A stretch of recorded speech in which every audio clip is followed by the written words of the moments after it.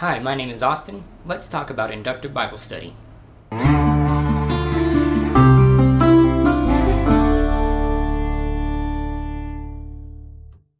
Inductive Bible study involves 3 steps: observation, interpretation, and application.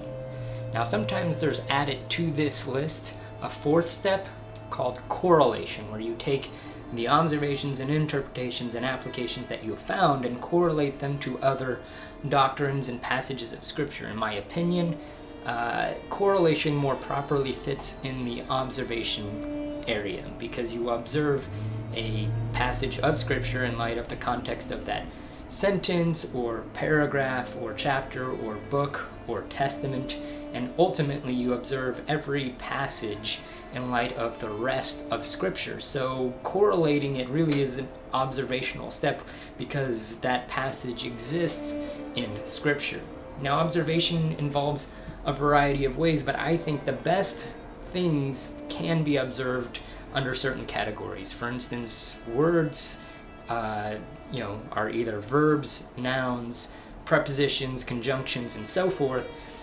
Knowing what each part of a sentence does is important in understanding the sentence as a whole, and even how there's a dependent clause and independent clauses, and how those work within sentences, and how sentences function within paragraphs, and paragraphs in chapters, and whole books, and books within the context of testaments, and testaments in, again, the whole Scripture. So there's context for every observation, and every observation needs to be observed in that context, but then there's also content to every observation. And so an observation will have these 2 things: the content, what it is exactly that you're observing, that it's the subject of a sentence, and the context is the context of that subject within the sentence, and then that sentence in the paragraph, and so on and so forth. And so it has 2 steps, but the most basic observations will be made as this is a noun.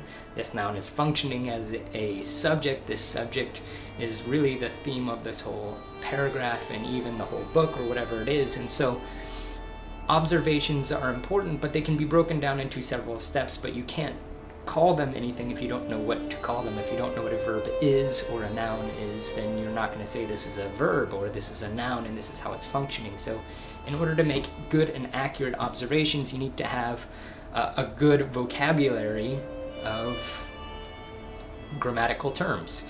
And even beyond that, how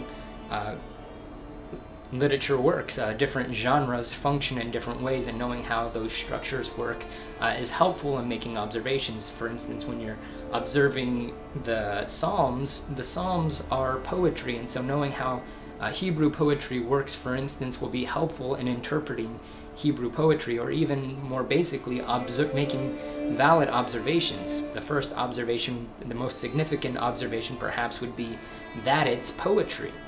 In comparison, you can't really observe Hebrew poetry in the same way you would observe Paul's letter to the Romans, for instance, because they're different. Paul's form is different than David's form in the Psalms, and so though they may be communicating to the mind, they do it in different ways. Paul's very logical in the way he does it, whereas David is more emotional, and he communicates to the head, but through the heart, and that's just the way poetry works.